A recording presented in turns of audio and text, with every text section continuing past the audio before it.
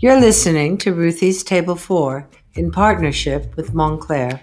In the last few days, telling friends my next podcast guest was going to be Anthony Scaramucci, everybody had a reaction, a big one.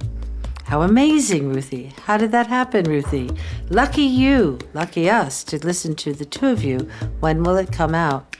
In my career, I've been a chef and an author, and now a podcaster.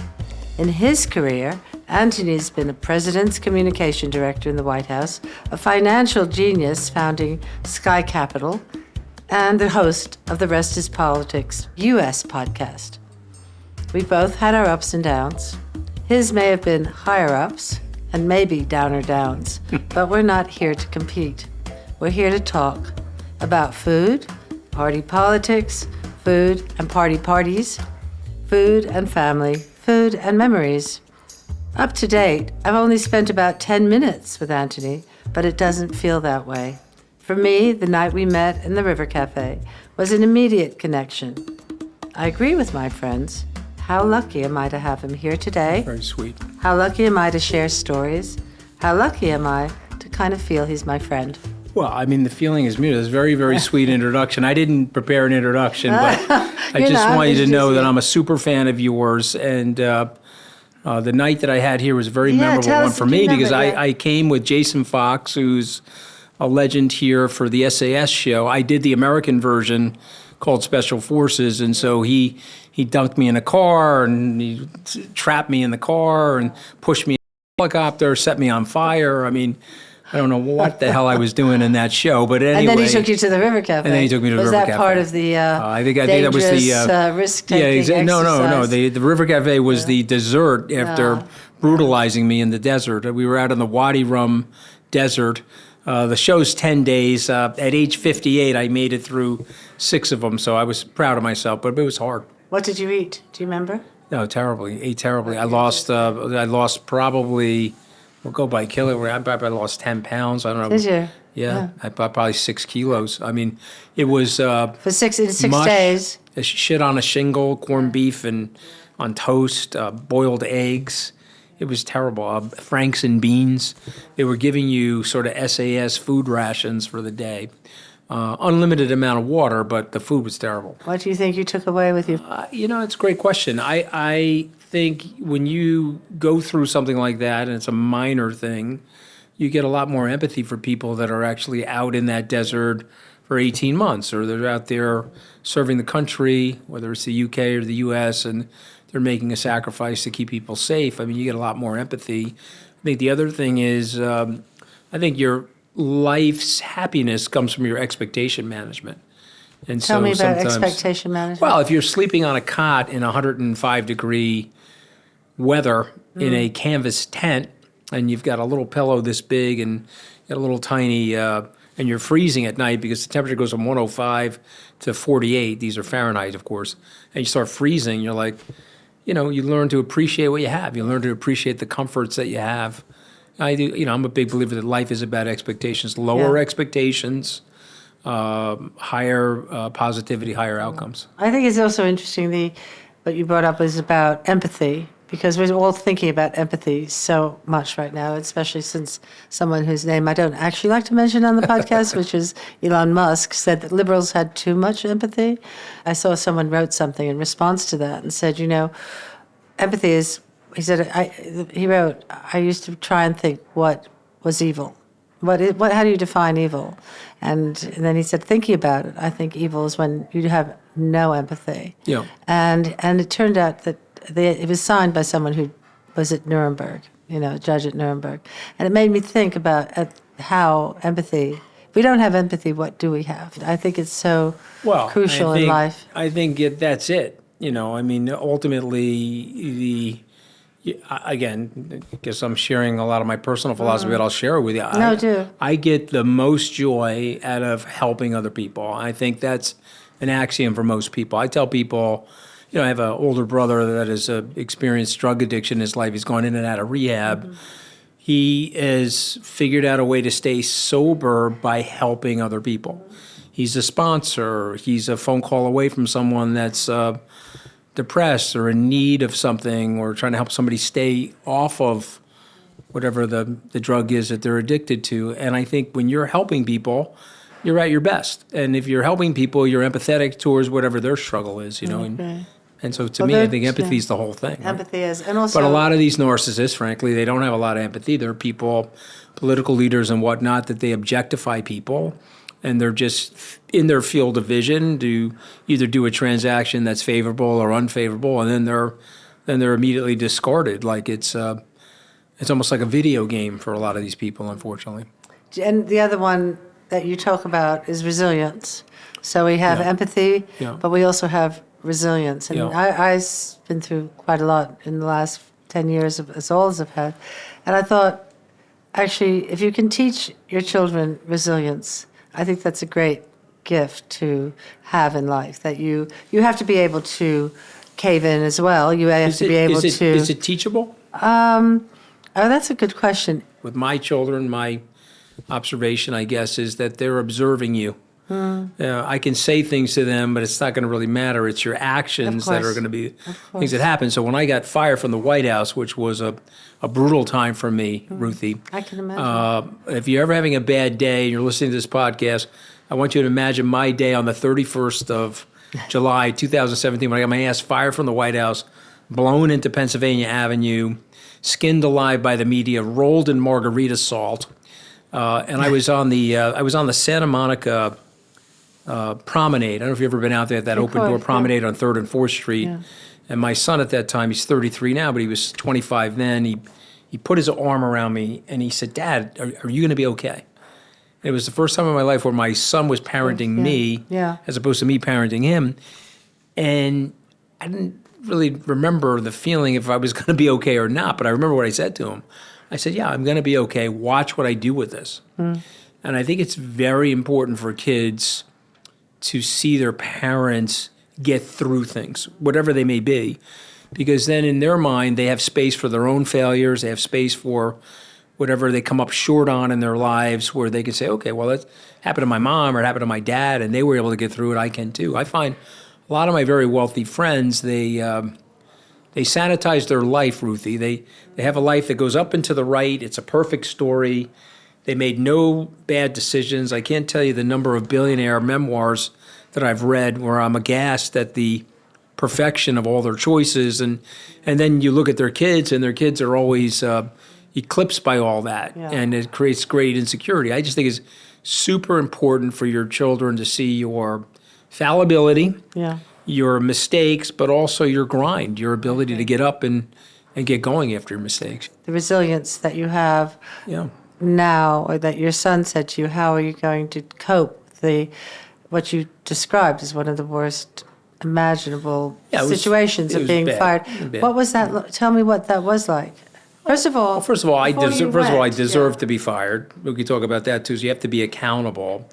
I should have never taken that job. I mean, this is a joke inside the family. My wife hates Trump. Tell us what the job was. Okay, so I was the White House communications director for 11 days. My wife hates Donald Trump like almost as much as Melania hates him. So, that's like way up here, right? And so, and she told me not to do it. And this is a real cautionary tale. I did it for ego-related reasons. I had grown up in a blue-collar family. I went to Tufts and Harvard Law School. I had started 2 successful businesses, sold one in my late 30s. And so I had some financial independence, and now I had a chance to work for the American president. And the funny thing about this is it's just a side of my bad judgment or my immaturity. My mentor, who I totally respect, who's about 10 years older than me, was given a big job in the administration. And in December, he called me to say he wasn't taking it. And I said, "What?" And he said, "No, I'm not going to take it. I spent enough time with Trump to know that we're like oil and water, and it's going to end badly for me if I take the job, and my ego's in the right place, and I'm not going to take the job." But that wasn't me, Ruthie. Yeah. I took the job because my ego and my pride were driving me to the notion that I was going to work in the White House and help solve some problems and work on policy and help people. There was a little bit of idealism in there, but what there really was a lot of egocentrism. It was filling the self-narrative of me, and it was quite detrimental. Deirdre and I almost got divorced. I missed the birth of my fifth child. I was in, it still pains me to talk about it, but I'll share it here.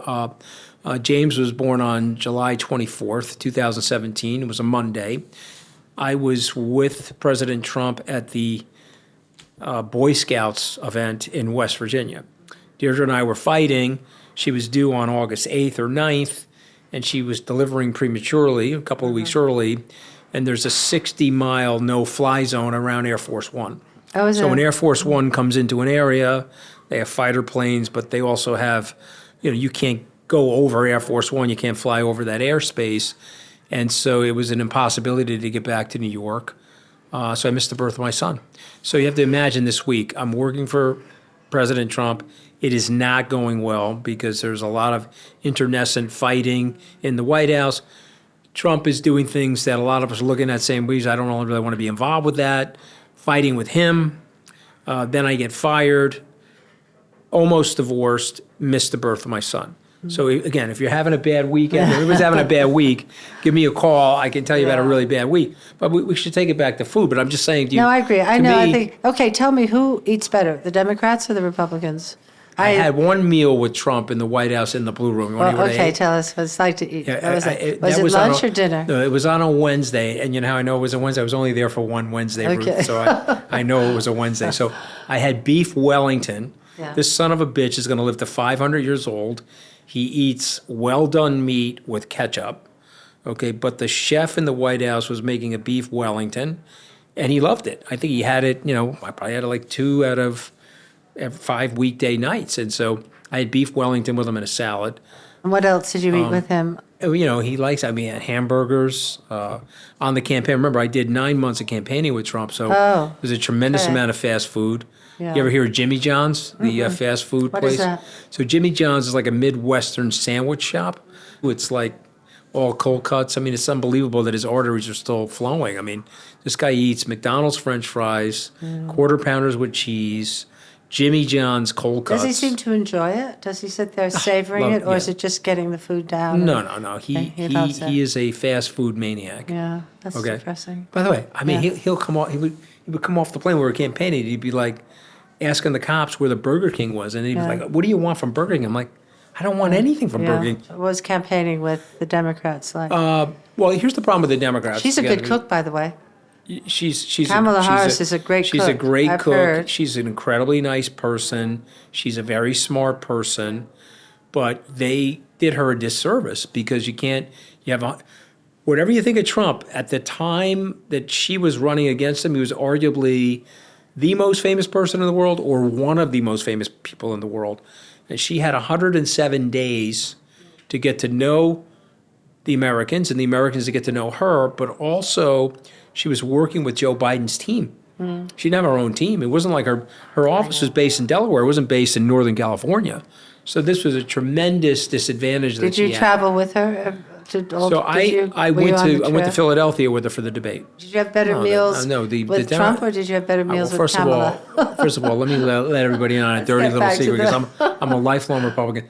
The Republicans have so much envy for the Democrats. Can I tell you why? Why? Okay, people are going to hate me for this, but the Democrats have the celebrities, the Democrats have the artists, the Democrats have the cool people in the culture. Okay, the Democrats have more fun. Their parties are better. The entertainment is better. The food is better. The Democrats have the culture, which is why Trump is pissed off at them all the time, which is why he, decapitated the Kennedy Center, right? Because, the Democrats look at him, or the artists look at him like a knuckle-dragging ogre, and so, he's going to, I guess, bruise them by taking over the Kennedy Center. And he knocked out board members of the Kennedy Center who were giving tens of millions of dollars of donations to the arts and to the performing arts in the country. And so he's not going to replace that money. He's not going to give anybody his money. That's not how he operates. So it's just, and by the way, we're in the United Kingdom. You're not allowed to compare Trump to these fascists. So I'll try not to do that. But Mussolini did that, took over the arts. What happened to Mussolini in the end? People turned on him, right? So, I mean, you do enough crazy stuff over time, the people will turn on you. And the message you're giving us all is there, because is there hope? Yeah, I mean, you're doing. People are doing very crazy things in the United States right now. Listen to the boss. Listen to Bruce Springsteen. He'll tell you what they're doing. I was really proud of him. Yeah, because I think there's a lot of thought going on as how do we oppose? What is the opposition right now? How do we express our frustration or disdain or anger for what our country is representing right now? So let me. How would you oppose? So let me say something because I think this is important. This is original programming for me because I haven't really shared this with anybody. Yeah.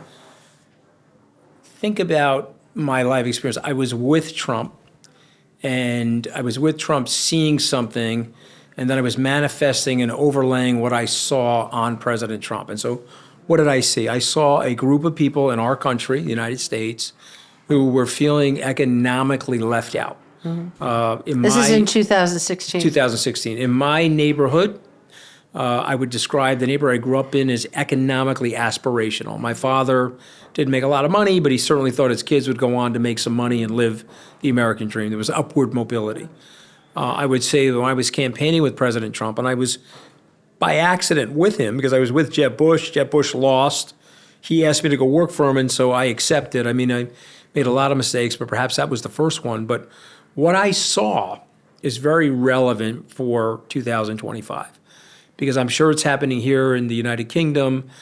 There is a feeling of lower and middle income people that they're not getting ahead for their children. Forget about themselves for a minute. My dad, economically aspirational. Today, same person, they're feeling economically desperational. They don't have the same living standards that they once had in blue-collar America. And by the way, when I was with the President Trump in 2016, I priced my dad's wages, and I told him that those wages are now down 26.5% in real terms. That would put my family not in a small house, but renting somewhere, possibly on an EBT or governmental assistance card. And so there's a real dilemma going on in the country. Now, he, unfortunately, has taken advantage of it for his own personal purposes. And those people are galvanized to him because they don't feel there are other alternatives. They haven't heard anything from the establishment politicians in 30 years. Those people's grandparents voted for Lyndon Johnson. They voted for Jack Kennedy. Maybe the great-grandparents voted for FDR. But the Democrats left them. The Republicans were never with them.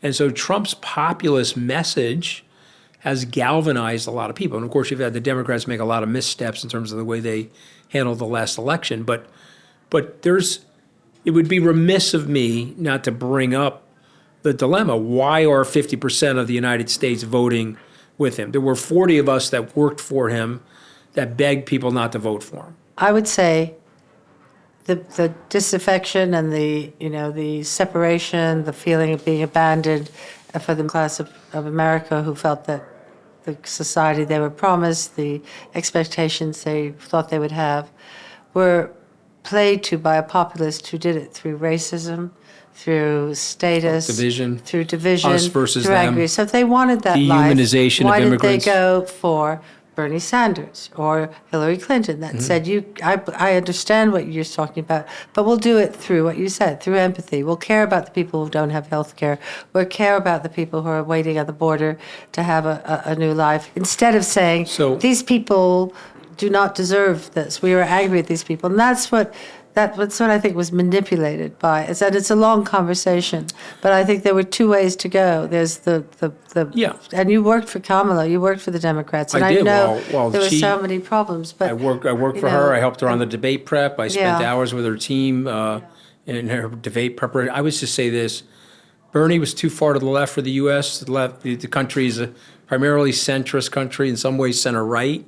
Hillary Clinton would have been a very good president, but she unfortunately doesn't have the personality for our time. Maybe she could, if she campaigned in a different era. This is a hiring decision that's based on popularity now. It's not a hiring decision that's based on qualifications. Policy. Yeah, and policies. So let's look at the policies. We're having a popularity contest versus sitting around in a boardroom trying to make a decision. Yeah. Did you think she would win? I got that wrong. I thought she was going to win. Did too. I thought Alistair Campbell and I, Rory Stewart actually bet money on it. I traveled in enough areas of the swing states to see her momentum, and her rallies were building, and I thought she was going to win. I was very surprised by the results. But remember, he won by like 1.5 points. He only won by 300,000 votes.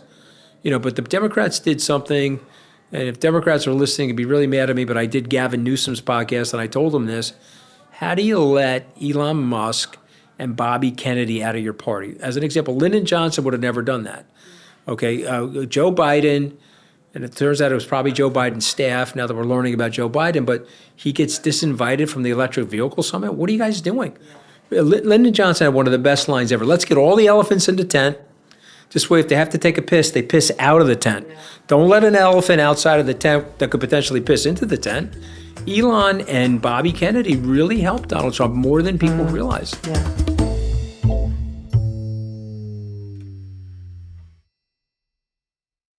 So I grew up in a blue-collar neighborhood. My mother never went to college. So I grew up in Port Washington, which is on Long Island. Some very wealthy areas there, but like in places like Greenwich or Port Washington, Great Neck, there are also blue-collar areas. I mean, there's places where you got to put the landscapers and the sheetrock people and the plumbers. And so my dad was a union guy. He was a crane operator in the town. So he spent 41 years as a construction worker. Smoker, drinker, super hard guy. I'm not going to BS anybody. So he was very tough on us as kids. Two of you? You and your three. I have an older brother and a younger sister. My mother was a cosmetologist. Okay, so when I go on TV and have my makeup, she will call me and tell me I've got the wrong color. I see. Your MAC number 5 like is Cosmos. my, I was thinking cosmetology, like cosmetics. Yeah. And so we rarely saw her on Saturdays because she was with bridal parties on Saturdays making them up, and she worked at a local nail salon and sold cosmetics and did makeup artists basically. But those are my parents' jobs.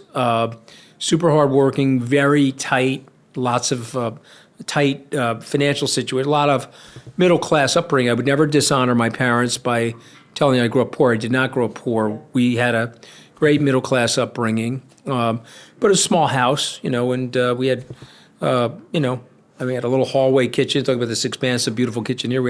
My mother had this little hallway kitchen, and then off the kitchen there was a little vestibule that had a round table. Yeah. That really could fit 6, but we always had 8 to 10 people shoved into the table. Friends and family. Family, and I have a big.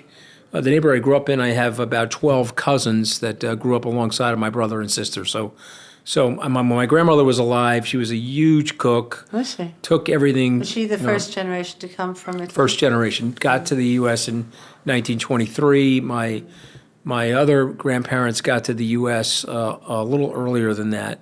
But she was 18 in 1923. She married my grandfather, obviously. He was from the same town as her. It was an arranged marriage, and so he went to Italy, back to the town he was from, and him and his mom and dad selected my grandmother, and they did some kind of agreement, and believe it or not, there was a dowry and all kinds of stuff, and she moved to New York, had 3 children. Imagine being her, coming from a town in Italy to a country you didn't know, with a man you didn't know. Couldn't speak English. Read Il Progresso. You grew up in upstate New York, if I remember correct. Up in the Catskills. Do you remember Il Progresso? What town in the Catskills? Woodstock. And before that, I was from Monticello. I was born in Monticello. Yeah, well, I know those towns well because I have a house in Greene County. I have a house by Windham Mountain. Yeah. But anyway, she comes. She's 10 years younger than my grandfather. They have 3 kids. My 2 uncles go to the Second World War. My uncle Anthony, who I'm named after, was at Normandy Beach, survived it, was wounded in a town in France on the way to Paris, was in an army hospital for about 2 months, rejected the opportunity to get discharged, and he fought in the Battle of the Bulge, and then he went on to Potsdam. And so he had an incredible story in the war. My other uncle got to the war for the Battle of the Bulge as well. But I'm from a family of Italian immigrants on both sides. Yeah. It was old school stuff, Ruthie. We're talking about stepping on grapes and about... let's discuss. We're talking about stepping eels. on grapes, where? in a bathtub. I can remember my uncles and grandfather, you wash your feet, and you get up on the grapes, you crush them down, they'd scoop all that up, put it in a press. I mean, this wine, you and I are old enough to remember the Tropicana glass jar. Do you remember of course. Okay, so my grandfather was probably 40 proof red wine. Okay, we're talking about like grape juice. Okay, and I can remember. All laughing. You think that's no, but I just remember. I can remember getting drunk on it at age 8 or 9. I mean, he would put it in a glass Tropicana jar. I thought it was grape juice. I didn't know. I was drinking it. I was getting drunk off the stuff. But we had we had pigs. Slaughter the pig. You'd make prosciutto in your garden in Port Jefferson. He would in Port Washington. So he would go buy the pig from one of the farms. Right. He would cook it or cure it or take the legs off and make prosciutto. He'd wrap it. Mm-hmm. He'd have a little area of the. He'd have a little section of the. This was your grandfather. My grandfather. Yeah, amazing. Mm-hmm. And so go on. And so I mean this was made old prosciutto. School. Did he? Made prosciutto, homemade gnocchi. I can still, and when I go to Rayo's, and I know you're familiar with Rayo's, when I go to Rayo's, I tell those guys up there, it tastes like my Nana's meatballs from the 1970s. It's that same way that they process the meat, they fry it a little bit, they poach it a little bit, they put it in the sauce. I mean, it's like, so this is your grandmother who came from the small town, came to America, married a man who made prosciutto, carried on this Italian culture of food. Bocce. Right? Yeah. My uncles played the accordion. Yeah. Remember them? This is some old school stuff. I mean, Can you sing a song? El Progresso. This is the other thing about growing up like that. No Italian spoken by any of our cousins, because my grandmother was strict about it. The Italians, as you know, were discriminated against when they came in. There were signs in this, no Italians need apply. Yeah. So my grandmother was very strict about us speaking Italian. My parents speak Italian. My uncles, of course, spoke Italian. They're now deceased, but none of us spoke Italian. But they were old school people. I mean, when I'm 61 now, when I think about that time in my life, even though my father was rough on us and he was a hard blue-collar guy, not educated, there was a family atmosphere that was very solidifying. I think you learn from your family what they care about. And my grandmother had one of the best lines ever, which I always say to my kids, what other people think of you is none of your business. And it's very important to tell kids that, especially in the age of social media, because they can get on the social media and it can give them a distortion of what's going on in the world. They can feel insecure or left out or have FOMO. And the message from the 1920s and 30s as an immigrant Italian, relax. Don't care. Yeah. Mel Brooks has a great line, which I always tell the kids, relax. None of us are getting out of here alive. Relax. You're fired from a job, who cares? You have a setback in your business, relax.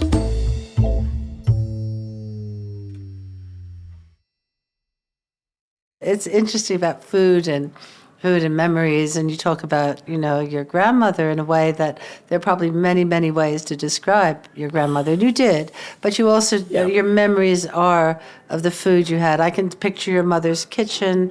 I was wondering if you might tell me about how food is in your house right now. Well, listen, I mean, food is the center of everything in a family like ours. I mean, my wife is also Italian, mother, and my wife actually has Norwegian and German in her genealogy, but her grandmother was Italian and her mother was raised in an Italian culture. So our house also has that Italian thing where everything is sort of centered around food. But I will say this to you, that something that I miss that we really try to get back to, which is really hard in our current culture, which is what we're doing right now. Yeah. We're at the table, we have no phones, we're eating, we're talking to each other, we're locked in. And I really benefited from that as a kid, with my grandparents in the room, or my grandmother had some of the best lines. I always tell people, my grandmother used to say to us that the best among us, and she said it in Italian, I wouldn't even know how to say it in Italian, but it translates like this: the best among us choose not to judge human frailty so harshly. Isn't that a beautiful way to think about people? And then, the other thing that she always said to us, which I try to take with me, She was very religious. She was very Roman Catholic. She went to church, confession, communion, the whole thing. But she really believed in karma. She was like, if you do, be the first one to give. Don't, and I'm bastardizing it now, making it more modern, but it was like don't be transactional. Be non-linear in life. You know what I mean? Do a favor for somebody without them asking, or hand the extra dollar to somebody that may need it. There was a generosity about her that I tried to take with me. She was also a maid. So I always say this to my kids, when I'm in a hotel, I'm always leaving money in the room because it could be somebody's grandmother. I think about my grandmother, what she had to do, the risk she had to take to come to the United States, marrying somebody she really didn't know, building a family, but also had to work. It was a dual income family to survive. But she couldn't get a job, and she didn't speak English, so she was turning beds, And so I think about that all the time, and I think people have to put in perspective their lives and treat the other people around them with some level of kindness. And that's something you're great at, which is why your restaurant is flourishing. The food is great, but you're great at that. But when I think about food, that is part of that giving thing, like explosion. I'm looking forward to it. Right, because we have to make sure that it's about sharing. It's also about comfort, isn't it? So, if we think that food alleviates hunger or it makes us feel connected to people we might not know, taste this, try this. One of the nice things I love is being at the Pass and seeing people eating with their children often, or with each other, sharing food, tasting each other's food, responding to it. It is comfort. And so, but for my grandmother to come to your restaurant, it would be the luxury of luxuries, right? Yeah. Because she cooked it from scratch, then she cleaned up, and so if she came here and she didn't have to cook it and she didn't have to clean up, it was a great experience. I got to tell this story before we leave because it's about Italian-American patriarchy. So my old boss, who's a great guy, I was on the Goldman Sachs sales desk. He was a Jewish guy from San Francisco. He's like, Mooch, your grandmother and your mother, they cook? I said, yeah, they cook. He says, all right, you do Sunday meals? I said, yeah, we do Sunday meals, 1 o'clock on a Sunday after church. All right, I want to impose my fiance on your mother. I got to come out and have an old school Italian home cooked meal. I'm like, you're welcome anytime. And so he came to the little house with the linoleum, Carol Brady from the Brady Bunch wanted the paneling back. I mean, that's the house I grew up in. And we were at that little table for 6 where we had 8 people there or 10. And my mother cooked up a storm. My sister was there helping her. And when the meal was over, my sister and mother got up and they started cleaning. Okay? Did I get up and start cleaning? I did not. And his fiance got up and started cleaning. And Gary looked over at me, says, you're not going to get up and help them clean? And I looked at them, I said, no, that never dawned on me. Yeah. Okay, it was so patriarchal, okay, that literally... Man didn't get up. It didn't get up. And so we're now, fast forward to where we are today, right? I always try to remind people we've come a long way from that experience, but some of us grew up like that. So go a little easy on us. Okay, we're doing the best we can. I mean, I'm all about the equality. I'm all about the whole thing. But in a traditional family, that's how it went down. Yeah. And there was not even a discussion about it. Yeah, but I was 27 or 28 years old when it dawned on me. Wait a minute. Now you better. I bet you do now. Yeah, if you need me to wash the dish, I have no problem doing it. Well, having made the pasta, Ruthie, I've changed diapers. I've washed dishes. But you haven't read your recipe yet. We like to tell people how to do a recipe, and you can change it. You can read it any way you want. Yeah. So I mean, look. I mean, this is linguine with fresh and dried oregano, but there's also some amazing red Datarini tomatoes in this. So it's 2 handfuls of fresh oregano, finely chopped, 25 grams of dried oregano on the branch, and the leaves are crumbled. And then these Datarini tomatoes, there's 12 red Datarini tomatoes. They're quartered and seeded, but they're not cooked yet. And that's one of the more brilliant things about this dish. There are 12 yellow Datarini tomatoes. They're quartered and seeded. And then there's 100 milliliters of extra virgin olive oil. And then this is the kicker, which makes the thing taste amazing. It's 1 tablespoon of red wine vinegar which you can taste it in the sauce. It is absolutely delicious. 250 grams of linguine. Of course, we're going to cook that al dente. And here's what we do. You take the red wine vinegar. This lists the recipe. It's important that you serve this on hot plates. But you mix the fresh and dried oregano together. Combine the tomatoes with extra virgin olive oil, the red wine vinegar and sea salt and black pepper. So you mix all of that up, and you set that aside to marinate. If I said that right, marinate. Cook the linguine in a generous amount of boiling salted water, then drain and return to the pan. Toss with the oregano mixture and the marinated tomatoes until very hot, then serve. But I noticed something that your chef did, which I thought was awesome. He took some of the water, which was loaded with salt, and some of the starch from the pasta, and he poured that into the saute, which gave it a little bit of a thickening quality and added a little dash of salt. So I thought that was majestic. So this is linguine with fresh and dried oregano.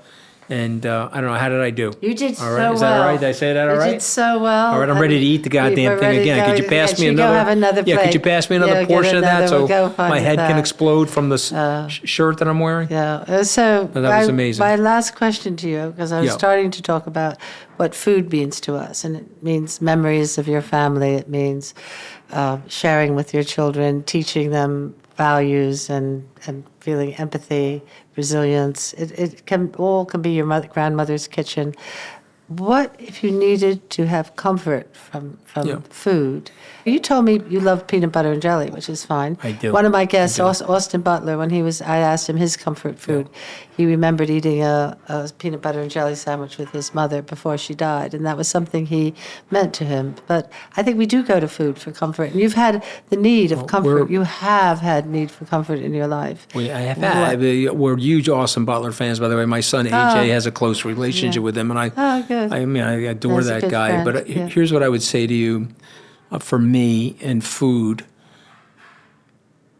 and I think you'll get this because you ethereally have this. When I think of food, I do think of my grandparents, and I do think of the preparation, but I also think of the simplicity. Mm-hmm. I think it's very, very important for people, whatever they're doing in their life, whatever they're aspiring to. Some things are going to go well, other things are not going to go well. But food for me is that anchor. It reminds me of what is important. And I'm going to send you, I did this thing for Vox Media, and they said, okay, so what did you do after you got fired? What did I do? I flew to Italy. Did you? Why did I fly to Italy? Because the Italians know they're going to die. Yeah. They already had their empire. They're going to serve me a slice of pizza. I'm going to eat some pasta. I'm going to have a glass of red wine. Who gives a shit about getting fired, right? Right. And the point I'm making is that food for me in my life has been like the anchor to the simplicity, the anchor to that low expectation, like, man, can I just have this meal? And I want to tell you this story, and I hope it makes the podcast. I have a deceased friend who is a Holocaust survivor. And I was a young man, and I was working at Goldman Sachs at the time, and he was a Holocaust child refugee. He met his wife in the refugee camp in Europe before they were sent to the United States into a foster situation. He ended up marrying her, and he had the indelible ink on his forearm. And he was the nicest, loveliest person, literally, you could imagine. And I used to go to dinner with him at a local Italian restaurant. And I'm going to show you something with my hand, and for the people that are listening to audio, I'll explain what I'm doing. When the plate got served, Ruthie, he would look over at me, watch my hand, he would go like this. He would go like this. And this sweeping of his hand, looking at the abundance on the plate, he was sending a message to me. He was like, Anthony, I was in a refugee camp. I was in a concentration camp. As a young kid, got rickets. They didn't feed me. Now I'm in the United States. He had this beautiful wicker furniture company that he built, and he was a multimillionaire many times over. And every time the plate landed in front of him, Ruthie, he took his hand and he swept it over the plate, like acknowledging the miracle of the abundance and the simplicity of that meal. And we need to think about that in our lives. You know, we have to when the plate hits and we're able to eat it and we're nourished by this beautiful earth that we're living on, think of that man who started his life, the early part of his life, in a concentration camp, and how grateful he was for that meal. Gratitude. I'm gratitude. I feel gratitude to you for coming. Thank you very much, Anthony. Oh, it's great to be here. Thank you for listening to Ruthie's Table 4 in partnership with Moncler.